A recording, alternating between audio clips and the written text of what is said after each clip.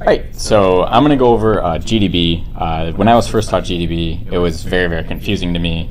I was basically shown like, oh, this will really, really help you in programming. Here's GDB, here's all this stuff, and you can debug with it. And I'm like, no, I can just do my normal like print debugging, and that's totally fine. And then time went on. I got into more complicated classes, and this.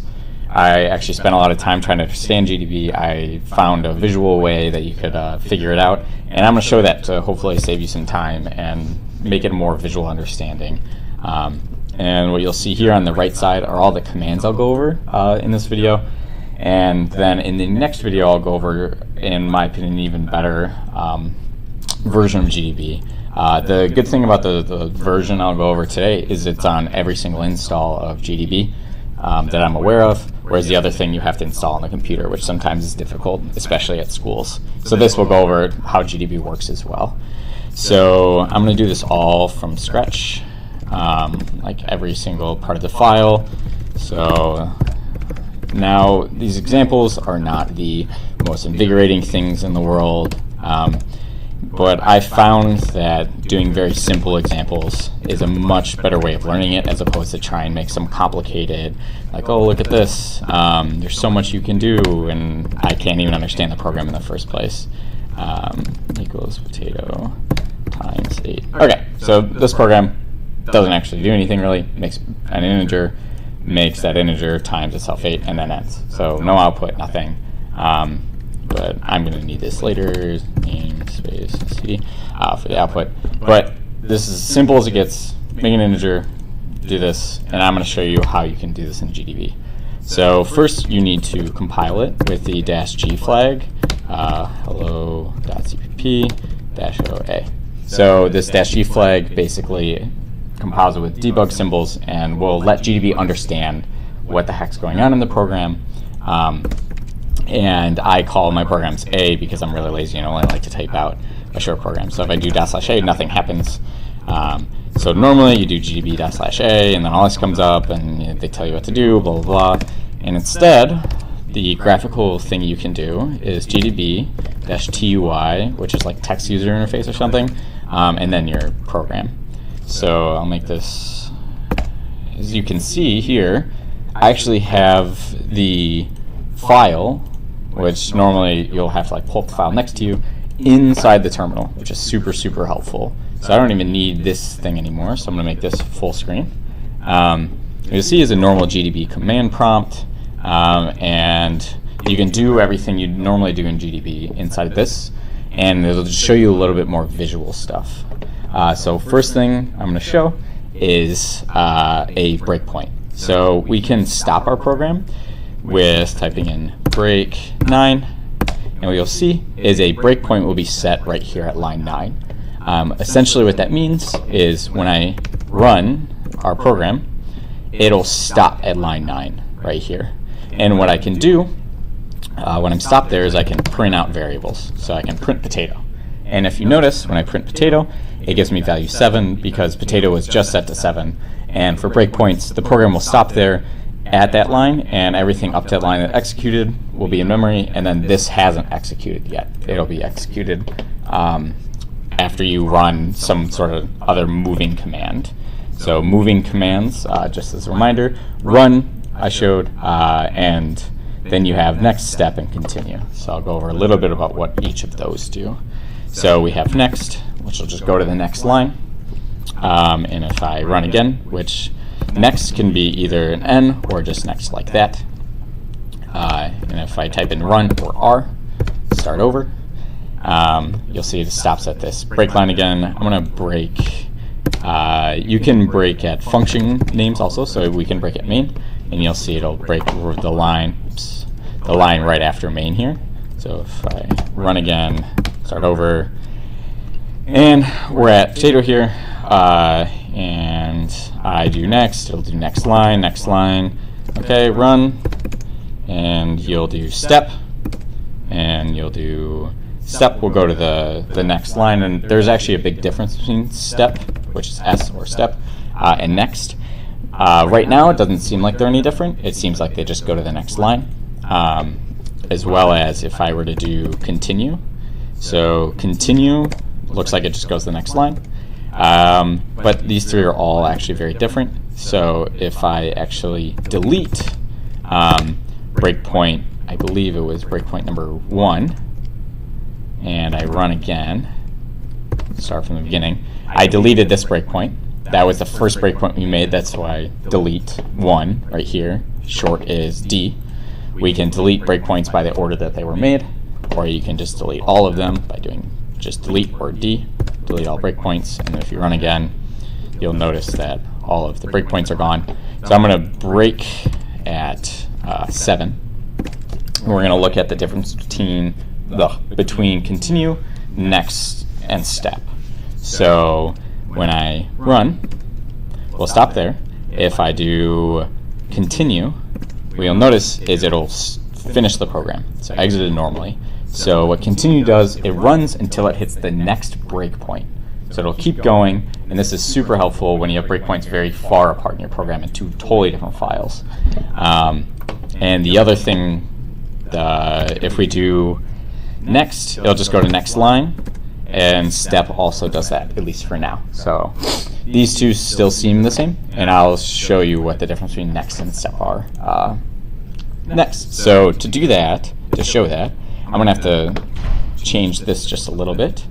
So I'm going to make a function, and what step is good for, so I'm going to do p in int q in. Step allows you to step into a function, whereas next is next line. So what that means, and I obviously do not have the best of coding during my videos. Let's see, rval, is that what I called it? Wow, that is something else. So if I call add, and I do it on potato and 9, and we do, I don't know, another add on 7 and 8, sure. And I do int I equals, sure. There we go. And I quit. And what you'll do, and this will totally happen, you'll do this, and then you'll be like, oh wait, why did this looks different, and then you'll run, and everything will be broken when you run. And the reason it'll all be broken is because you didn't compile again. So this will totally look normal, but you must compile. And if you notice, all I did was I ran it, this was me editing, and then I ran it again. You have to recompile it, and you'll make that mistake 100% at least once, because you need the new debug symbols of all the things you just added. So if something seems super funky, make sure you compiled. So start this up, and we're going to break at line 16, okay? And we're going to run, go to 16. Now, if I do next, or n, it'll go to the next line, just like it was doing before. And if I start over, and I do s, it'll step into the function here. So step is in, like step into this line, like whatever the next thing is going to execute, typically into a function. And next will just go straight to the next line, which is super helpful if you want to not go into all of this function detail and you just want to see what happens on the next line. So let's see, let's make sure I've gone over. So that's everything for running around your program, moving around. So run to actually run or restart, next go to next line, step to step into a function, continue, go until the next breakpoint, breakpoint or B, set a breakpoint, delete breakpoint. I showed you, I believe I showed print. So if I do next right here and I print rval, and it'll print out the value here. Yeah, I showed that early on. Something super useful is watch, and I'm going to go over that last actually. And I'm going to go over these two commands, these info locals and info args. So if you notice, we're inside this add function. So our local variables is, we have one. We have rval. So if you do info locals, you have rval equals 65. Cool. Sounds good. And if I do info args, it'll show me qin and pin, which are 56 and 9. So that's kind of really nice, especially when you have a lot of locals. So if I go next and it goes back here, and I do info locals. Like I said, I only really have 2, right? I hasn't been set yet, so it'll be 0 or a junk value. You can just list a lot of variables. So if I end up having a lot of variables, like I do, string mylab equals, if I can spell, equals interaction, and then like you can also do super cool thing to notice is you can do this with arrays. So if I do 3, 4, 2, -9. Remember, integers can be negative. Super helpful. What we can do now, and remember, you have to compile. You can run it again, and full screen here. Let's break on 16 and run. And now that we're 16, we can do info locals. And here you go. You have all of your local variables, and arrays inside the function, when they know how big they are, will actually print out the whole array. So this is super helpful when you have big long arrays and something seems off about them. So I don't want to quit. So the last thing that we're going to go over is watch. So watch potato. So sometimes you have variables that you don't think are changing, but you're like, maybe it's changing in some weird place, but you don't want to like step, next, and like manually go through a bajillion times. You can do watch. So what watch does is now if I say continue, which should go into the next breakpoint, right? So without any breakpoints past this thing, it'll just stop. So what we'll actually do is, because we're watching potato, anytime that value changes, which it's old value, which when it was initialized, it just has some junk value there, and it will say its new value and it'll say what line that happened at and stop us right at the next line. So now if I do continue again, you'll see that the old value is 7, now it's 56. Super helpful when stuff is changing all the time and you have no idea why. So yeah, and then now if I continue, potato will never change. It'll all exit out and we're all done. You can type out quit. I forgot if Q works or not. Just make sure I went over all of them. Yeah, so just as one more overview, run your program, restart, next line, step into the function, or step into what's going to run next, continue to the next breakpoint, or until the program stops, break, setting your breakpoints, delete, and with nothing after it, you can delete all your breakpoints, which is usually what I do.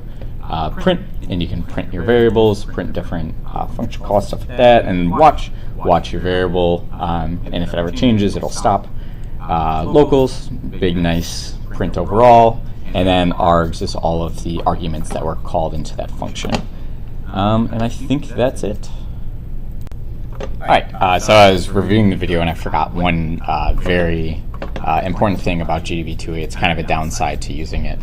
Sometimes it doesn't handle things like output and some other commands very well. So if I print out mylab and and I recompile and I run 2e and I break at 21.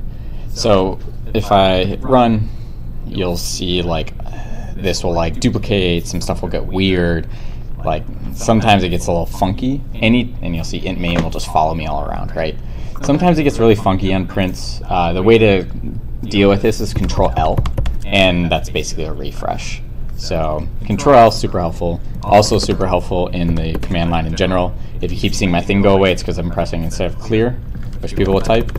Control L, super helpful. But that's it.